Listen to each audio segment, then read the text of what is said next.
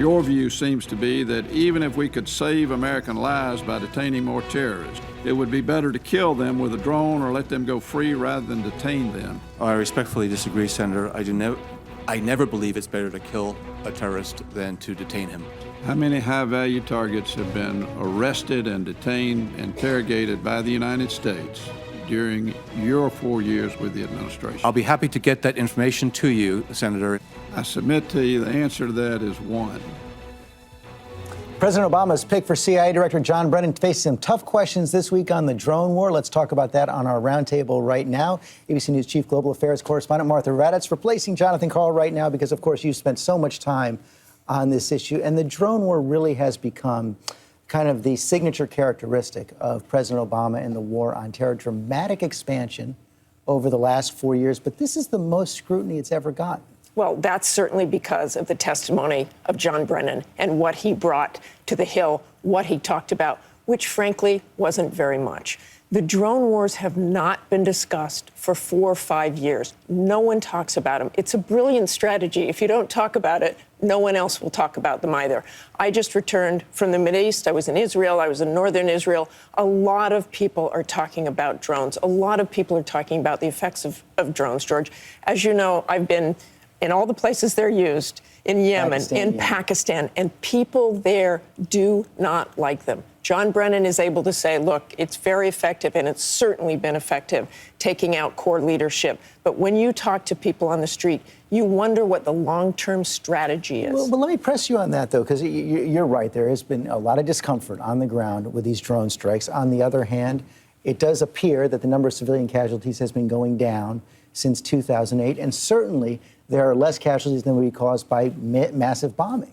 Well, I think one of the things is that, yes, I think they've become much more careful. I think John Brennan is probably very careful. No one wants to kill civilians. And yet, the American public doesn't really know much about this. I interviewed Stan McChrystal a few weeks ago, the former head of the Joint Special Operations Command, who ran a drone strike program. What General McChrystal said is, look, what concerns him is that they're now going after mid-level al-Qaeda. They're now going after mid-level Taliban. So where does that stop, and who makes those decisions, and who makes the decisions that something is imminent? And Congressman Ellison, you've been on this for some time. You want much more oversight from the Congress. That's right. You know, I've looked into this. I haven't found one public hearing on drones. Now, we had the Brennan hearings, but, you know, the Congress has an oversight responsibility here. And by the way, the president has invited the conversation. He said we need a legal architecture around this thing. So why don't we go do it? I, by the way, don't think this is a partisan issue at all. I think that we need to get a hold of this technology because certainly other countries will be weaponizing drones. Certainly we will probably have objections to how they use them if they don't use them according to due process and international standards. And by the way, the paper that the president, the administration released, you know, uses the term imminent threat. But this and who decides that, right? Well, this is the broadest use of the term imminent I've ever heard. It's a member of al-Qaeda, basically. You know, if you're a member of al-Qaeda, but not even that. If you were in affiliated groups. So it could be pretty attenuated. I'm glad the president invited the conversation. I think we ought to take him up on it and have to put some real structure around this. And Congressman, this, as he said, this has been somewhat bipartisan. A lot of Republicans also. Let me first say how impressed I am. My gosh, the guy's got the material in his pocket. Right here. This is a serious congressman. And read it. See you the know yellow? It has been bipartisan. It's a policy that started under President Bush, continued and expanded under President Obama. I, like everybody else, I actually think the hearings and discussion have been very helpful. There probably needs to be more of it. The two things that come out of it that concern me the most, frankly, I think, and this is not a criticism of the president, I think he's probably been more directly involved in some of the targeting decisions than, if I were his advisor, I would think would be wise. I think he should supervise the program. He needs to be intimately familiar. Like Lyndon Johnson picking targets. Yeah, I think he's taken on too much risk for himself, quite frankly. But again, that actually says good things about the president, not bad things. The second thing is, and this is to Senator Chambliss' point, I really do think we are losing a lot of opportunities out there to actually extract people and get information. And human intelligence is really much more important than taking out individual targets. And Nicolle, one of the ironies that a lot of people have sensed here is that even though President Obama may have modified Bush administration policies, he's also continuing them. Yeah, and it's slightly hilarious that people have all this patience for a legal architecture to be crafted after the fact. If this had been President George W. Bush's administration revealing that this many drone attacks were going on, there would be impeachment hearings underway. So the hypocrisy sort of has Republicans steaming, but I think the actual policy and the fact that President Obama has continued almost the entire basket, and in the case of drone killings, greatly accelerated their use, has Republicans feeling pretty satisfied that the counterterrorism policies put in place by the Bush administration, which Dick Cheney was the architect of many of them, have been continued by this president. And it's a very interesting other side of the coin to this extremely progressive president on domestic policy. And Stephanie, it does seem as if the president is uncomfortable, at least with one strain of the criticism, that he's not being as transparent as he promised to be. Well, look, this is sensitive information. There is oversight through the intelligence committees, which is the way the law is currently set up. He has made it clear that he's open for a discussion about how these programs are handled in the future. You know, the document that you're holding up is based on a legal architecture, but Mr. Brennan, the president, the administration has said that they want transparency, accountability, and a process to ensure that there's, everybody's aware of what we're doing going forward. There are elements of the President Bush's war on terror that haven't been continued, many forms of torture. And, the fact that the president just put this memo out after it became known, and, he wants to work with Congress and be open and transparent. Another revelation this week in the foreign policy area, pretty remarkable hearing.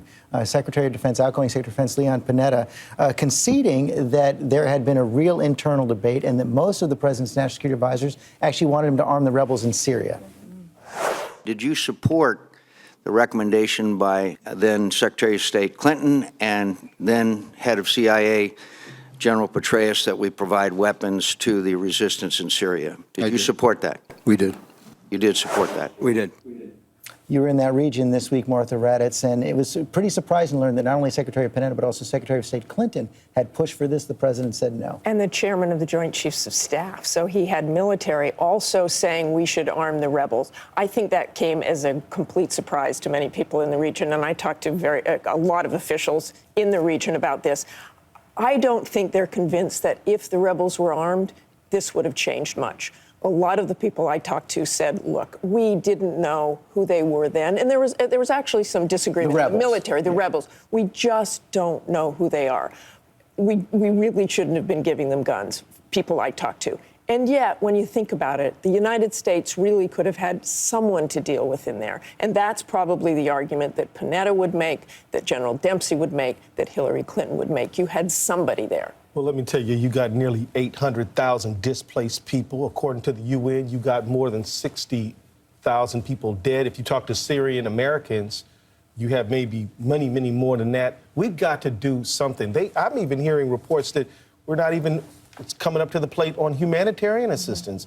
I mean, you've got chemical weapons, which is the most frightening. That's a seriously complicating factor. But I just think that, we've got to do more than we're doing. Now, armed rebels or not, this is a fact-based issue. I think we could be doing a whole lot more, and I'd like to see it. Senator McCain was saying that as well. Well, I tell you what, I want to give the president some support here, actually. This is real presidential leadership. When you turn away from the advice of your very top leaders, that's a presidential level decision. He deserves a lot of respect, and it's a tough call either way.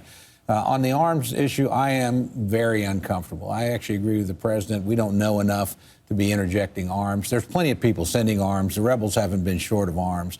So I don't know that we need to take the lead. On the other hand, I agree very much with what Keith said. We do need to be on the ground with humanitarian aid.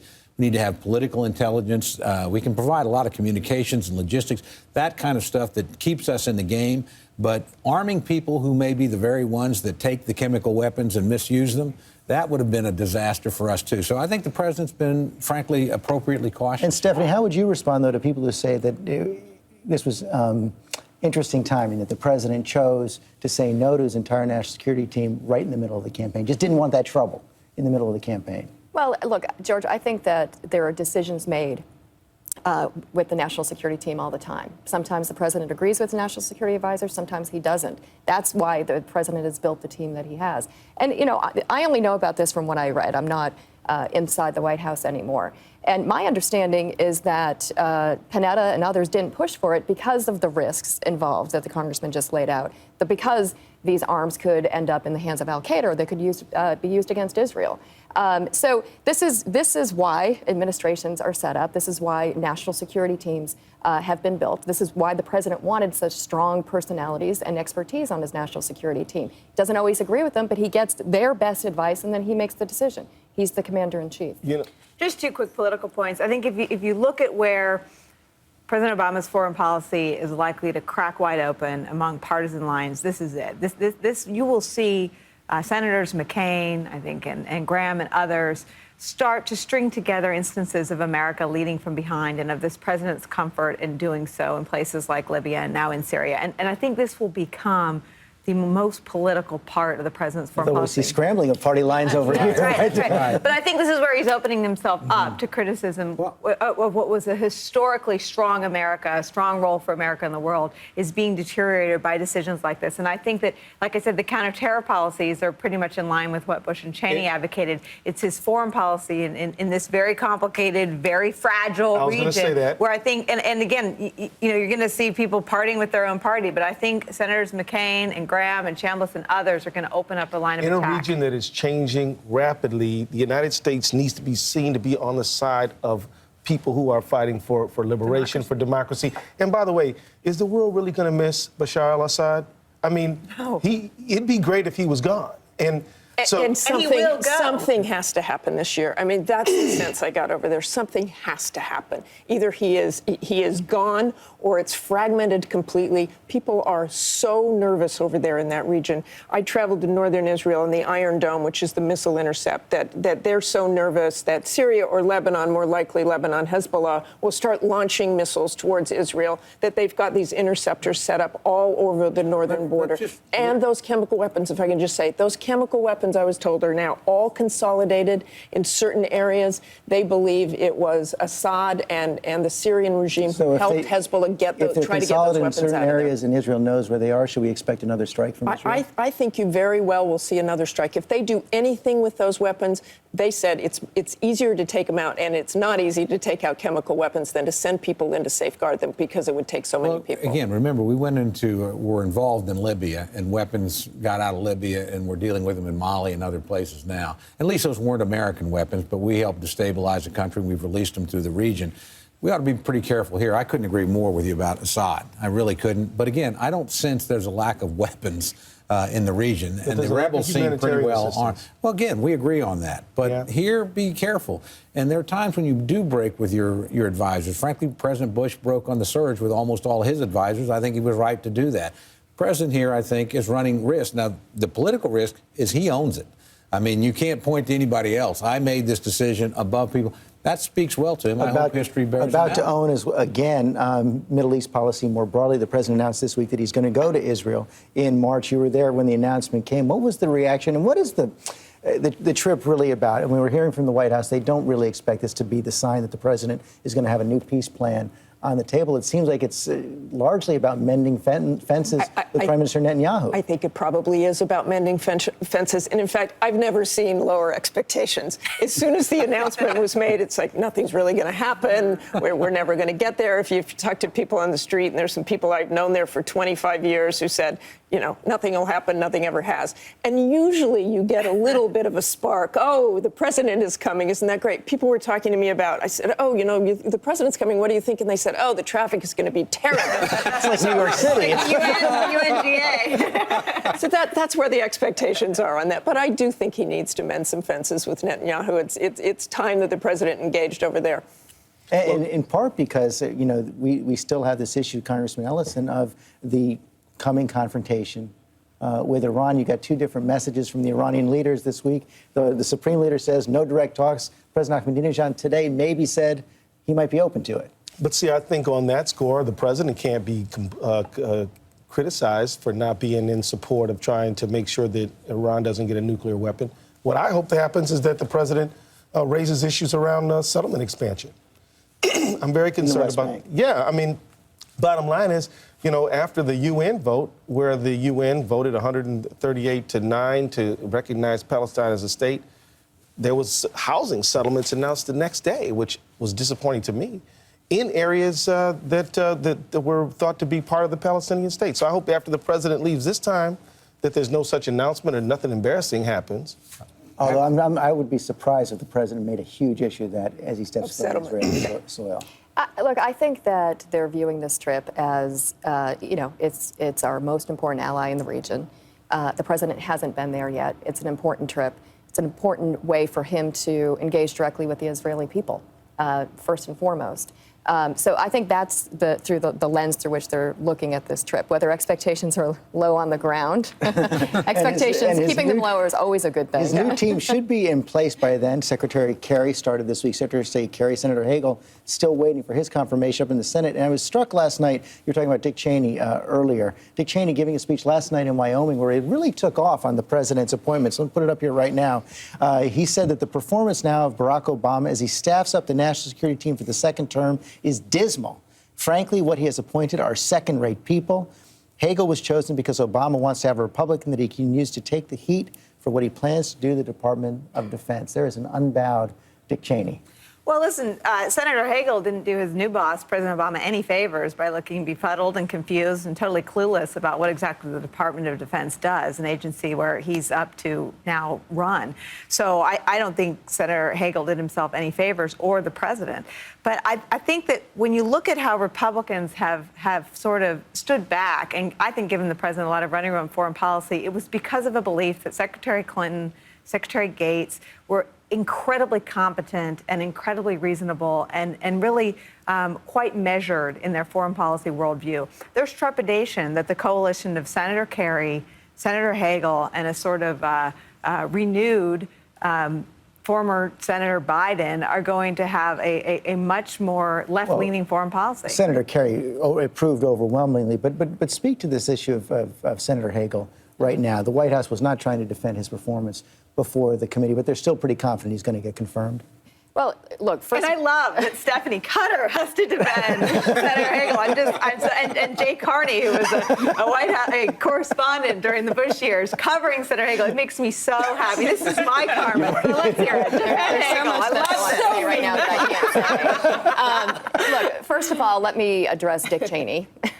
I think the worst thing that we could do right now is take Dick Cheney's advice on foreign policy. So that's number one. Number two, John Kerry comes to this job with so much experience, life experience, both on the job as the chair of the Foreign Relations Committee. He has been an ambassador all over this world on behalf of President Obama, bringing, conflicts on the ground to an end and representing this country in a strong way, a balanced way, and a diplomatic way. And I think that, his becoming Secretary of State is a sign of strength for this administration and is being celebrated all over the world. Senator Hagel? Senator Hagel. Sorry. No. Now, putting aside his performance at a committee hearing, which will have nothing to do with how he performs his job as Secretary of Defense, he also comes to this position with significant experience, both as an enlisted man, as a senator, and has strong support across the board in being able to do this job, including from Republicans. What happened that day in the hearing, putting aside his performance, there was a lot of grudges being settled, a lot of personal conflicts being worked out, had very little to do with current foreign policy. For God's sakes, Afghanistan was barely even mentioned. It was all about the surge in Iraq. That is dealing with old wounds and not Stephanie something needs that we to come need back and be Hagel's communication director. She's going to need You know what? I'm afraid. Republicans have Thank you, served but no. admirably in the Obama administration. LaHood, Gates, Hagel. Absolutely. We're trying to do the right thing for the country, not score a political. I'm a big We're fan out of of time. I just want Gates and anybody Brennan. think he's not going to get confirmed? He's going to be confirmed, absolutely. Thank you all very much. It was a great roundtable. Stephanie's going to stick around to answer your Facebook questions for this week's Web Extra.